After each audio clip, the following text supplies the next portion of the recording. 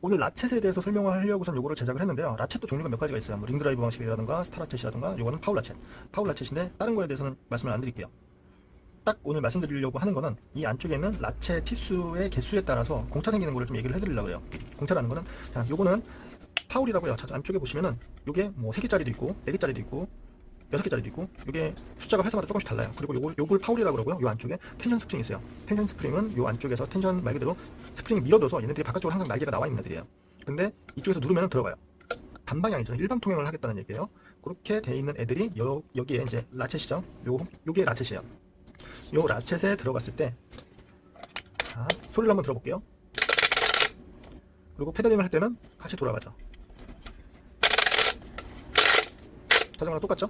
여기 안쪽에 있는 것도 우리 체인링 같이 라쳇 수라고 해요. 라쳇 티수라고 하는데, 이게 많으면은, 자, 이거 2배만큼의 제가 이 홈을 만들어가지고 집어넣은 거예요. 그리고 원래 생긴 거는 삼각형 같이 생겼어요. 힘을 잘 받을 수가 있게. 이 소리랑 비교했을 때 굉장히 좀 경쾌한 매니 소리가 나겠죠. 회전이 빠르다 그러면 왱 소리가 나겠죠. 얘네들 그 공차에 대해서 말씀을 드리려는 거는, 자, 얘를 집어넣고선 우리가 페달을 뒤로 깔깍 소리가 나기 전까지 살짝 돌리면 움직이는 거리가 있어요. 자, 보이시죠? 이렇게 움직이는 거리가 있어요. 이걸 공차라 그래요. 페달링을 할 수도 없고 뒤로 가도 라쳇에 깔깍하고 걸리지도 않아요. 그래서 페달링을 하기 위해서는 우리가 위에서 이렇게 누르면은, 아니 공차가 많으면은, 이 움직이는 공차가 많으면은 순간적으로 뭐 윌리를 한다던가 기술을 건다던가 그럴 때는 조금 짜증나겠죠. 그만큼의 움직이는 부분이 더 있으니까요.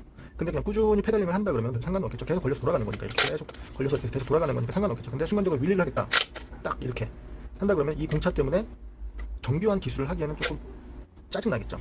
그래서 이렇게 촘촘하게 만들어 봤어요. 촘촘하게 만들어서 얘를 놓고서 얘 공차를 보시면 공차가 거의 없어요. 굉장히 촘촘하게 돼 있죠.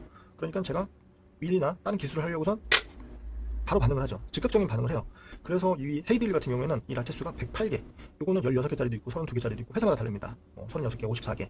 그리고 스타라쳇 같은 경우에는 그 안쪽에 있는 티수를, 얘네들을 업그레이드를 할 수가 있어요. 그냥 바꾸기만 하면 돼요. 그러면 더 촘촘한 라쳇 소리를 들을 수가 있어요. 라쳇을 쓸 수가 있다는 거예요. 그래서 헤이딜 같은 경우 그런 것들을 좀 많이 썼어요. 이렇게 촘촘하게 돼 있으니까 기술 걸기가 너무 편하죠. 공차가 없으니까요. 근데 얘네들은 공차가 많으니까 이렇게 노는 부분이 좀 생기는 거죠. 라쳇 소리에서도 뭐 인게이지먼트라고, 인게이지먼트 포인트라고 그래서 뭐 파울이 그 라쳇에 걸리는 그 동시에 걸리는 그 숫자에 대해서도 막 계산을 하고 이러는데, 그거는 뺄게요. 거기까지 들어가면 너무 깊이 들어가기 때문에 그거는 빼고 오늘은 파울 라쳇에 대해서만 말씀을 드리는 거예요. 그러면 소리가 나면 무조건 좋냐, 소리가 많다고 무조건 좋은 거냐? 비싼 게 소리가 나는 경우도 있고 소리가 안 나는 경우도 있어요.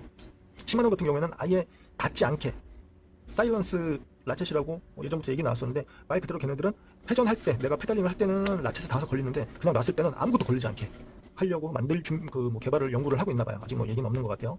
그래서 이 소리가 왜 그렇게 하려고 그럴까요? 사일런스를 왜 만들려고 하는지. 우리가 이 라쳇 소리가 이게 닿는 게 여기 저항이 걸리는 거잖아요. 이 저항 값이잖아요.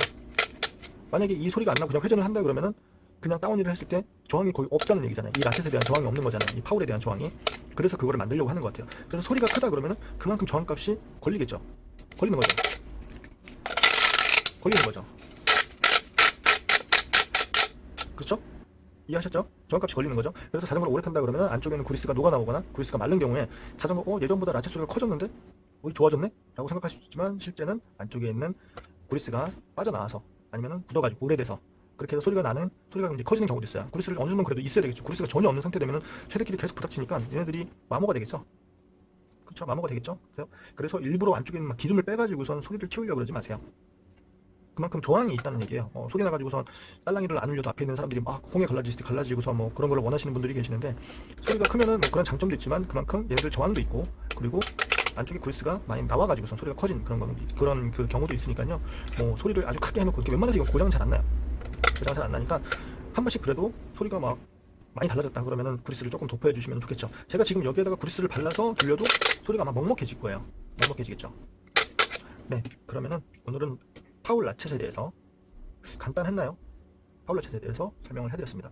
저도 요거를 하면서 이제 다른 라쳇에 대해서 좀 이것저것 좀 공부를 해봤어요. 공부를 해봤는데 복잡하더라고요. 구조가 뭐 스타라쳇 같은 경우에는 자동차 클러치 개념으로 이렇게 가고 좀 복잡하더라고요. 그래서 파울 라쳇, 가장 흔한 라쳇에 대해서 설명을 해드렸어요. 만약에 이렇게 돌아가다가 내가 페달질을 했는데 얘네들이 헛도와요. 이렇게 했는데 페달질 안 되고 얘네들이 헛돈다 그러면은 얘네들이 잘못된 거겠죠? 아니면 이 안쪽에 있는 애들이 뭉개졌던 거예요. 얘네들이 힘을 걸어주지 못하니까 같이 돌아가는 거겠죠. 헛도는 거겠죠. 이렇게 딱 걸어줘야 되는데 걸어주질 못하니까 얘네들이 헛도는 거겠죠. 그래서 아주 저가 같은 경우에는 정비를 하는 것보다 그냥 얘네들을 통째로 교체하시는 게 더 싸요. 여러 가지고서 막 정비하는 것보다. 그러니까 저가인 경우에는 그게 낫습니다. 네, 이해하셨는지 모르겠어요. 오늘은 여기까지 하겠습니다. 고맙습니다.